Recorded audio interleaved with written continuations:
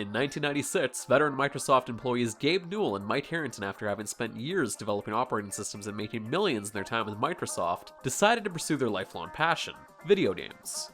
However, with zero experience in developing video games, they reached out and spoke with none other than John Carmack, who convinced them to license the Quake engine and hire staff familiar with it to make their first game. In that time, both Newell and Harrington debated names back and forth for hours for their company. They wanted something to capture the idea of opening your mind or eyes. They ended up settling with the name Valve.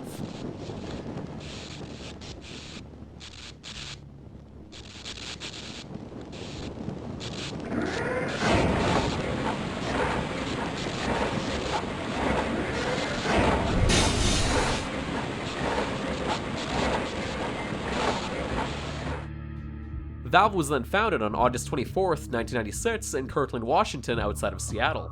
During this time, Valve immediately began looking for staff ranging from talented game developers to, interestingly enough, modders.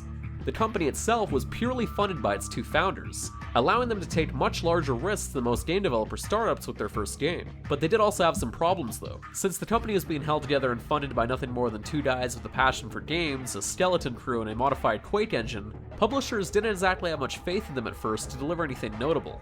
But after months of searching, they finally found a publisher through Sierra Online, who was interested in releasing a 3D action game on their modified Quake engine, now known as Gold Source, after being impressed by what Valve had shown them. They signed Valve on for a one-game deal in case the game was a bust. Then later, at E3 1997, that game was announced.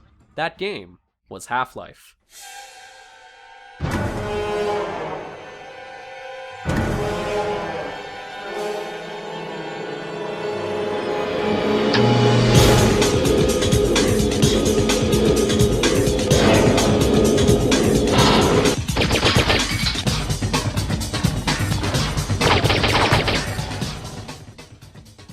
However, in the end, almost everything in this trailer wouldn't even make the final cut. In what is now typical Valve fashion, the game would end up being delayed numerous times and completely rebuilt from the ground up, as they weren't happy with the original game they created at this point. So the Valve team would take an incredibly risky move and redesign the entire game from the ground up with what knowledge they'd gained during that original year of development. Then finally, in November of 1998, Half-Life would be released to the world. The game would later receive two expansion packs in the form of Half-Life Opposing Force in 1999 and Half-Life Blueshift in 2001, both developed by Gearbox Software and also published originally by Sierra Studios, both of which I've reviewed in the past on this channel. For those interested, I'll include links down below. Half-Life itself would also end up being ported to the PlayStation 2 in 2001 and included Half-Life Decay, which was a local cooperative game set within the events of Half-Life, exclusive to the PlayStation 2 version of the game. But in recent years, it was ported to PC thanks to modders. Hey Surf, guess what? Any security guard in the storm What? complex should have the codes we Why?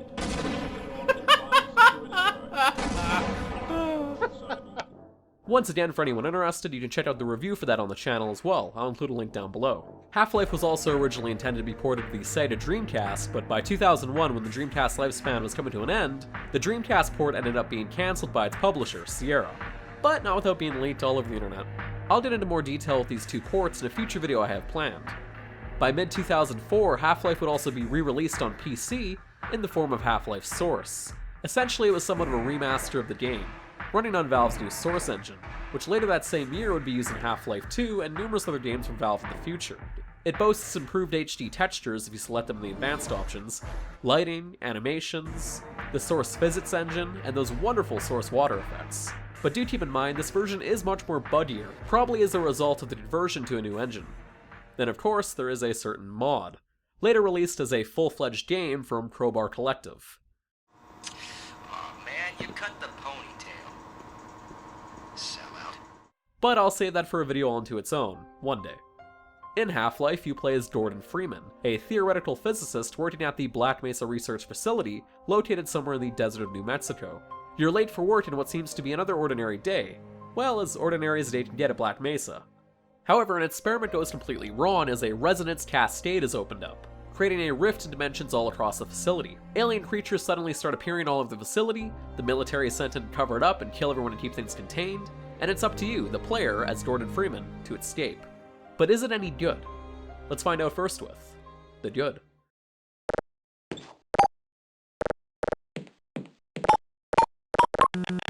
My God, what are you doing? Starting things off, Half-Life also does feature a multiplayer. but as of this recording in June 2017, it's fairly inactive. In my time spent with it, I was lucky to find a match with more than 3 or 4 people playing, so this review will be based purely on the single-player content and campaign of the game. With that said, Half-Life is a game that I always find myself coming back to, either just to simply replay it, or in this case, taking a second attempt at reviewing it. After having completed this game numerous times, the one thing that still stands out to me and is still so well done is the method of storytelling in Half-Life. It's a simplistic yet great science fiction disaster scenario, told not through cutscenes or walls of dialogue text commonly seen in games that era, but purely through the gameplay and through you as the player character and your own actions. Gordon Freeman is simply a vessel for you to react with and interact with in this game. I wouldn't even say he's much of a character at all. It's what you do as him, as the player, that stands out. The facility of Black Mesa itself and what's in it and how you navigate it is the true star of the game. Which brings up what I love most about Half-Life's story, the atmosphere and build-up in the story itself. Half-Life achieves a very good balance in the act of managing your expectations for action sequences and endless shooting galleries, common at the time from other shooters, and instead introducing you to a slow burn of atmospheric storytelling and build-up before unveiling its gunplay in action. From the long introductory sequence of the game on the transit system, right away showing you things aren't exactly going too well in the facility, such as the radioactive waste spillage you see early on, for example, to when things go completely wrong with the Resonance Cascade. When you play Half-Life for the first time, you know something very wrong is going to happen, and the game begins to lead you along on how things go wrong, and when.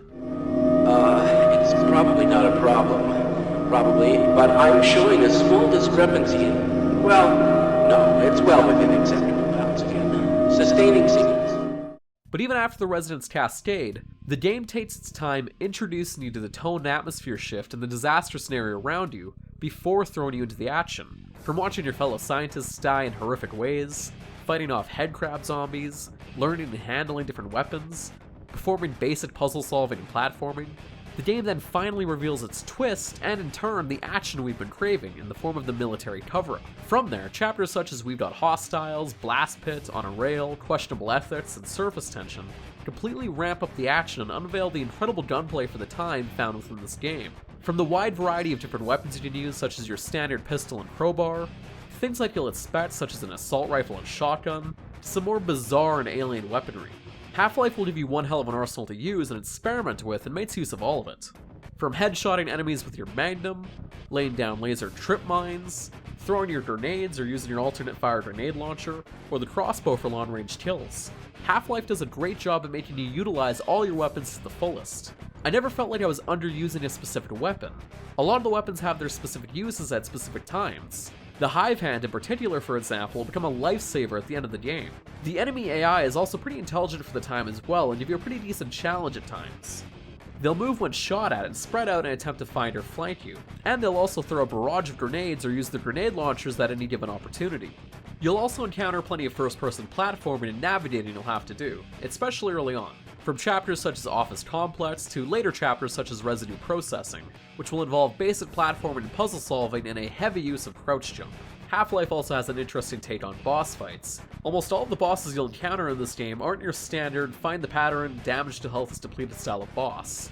The first major boss you'll encounter, for example, will have you crouch and to sneak past it numerous times and distract it with grenades, as it can only detect you through sound. From there, you'll have to navigate to 2 separate areas to activate specific things in order to turn on a test for a rocket launch, which then proceeds to kill the boss. There simply isn't any other way of killing it. This then ends up being a common trend of the game itself for a lot of the boss-like enemies you'll encounter.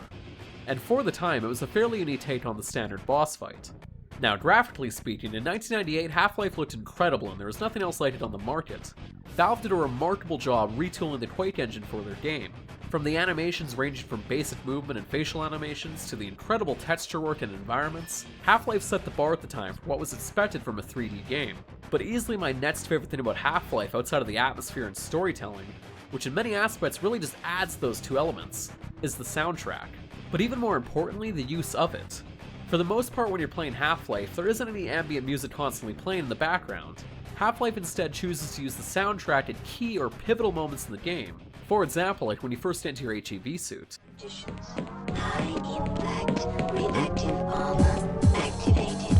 Atmospheric contaminant sensors activated.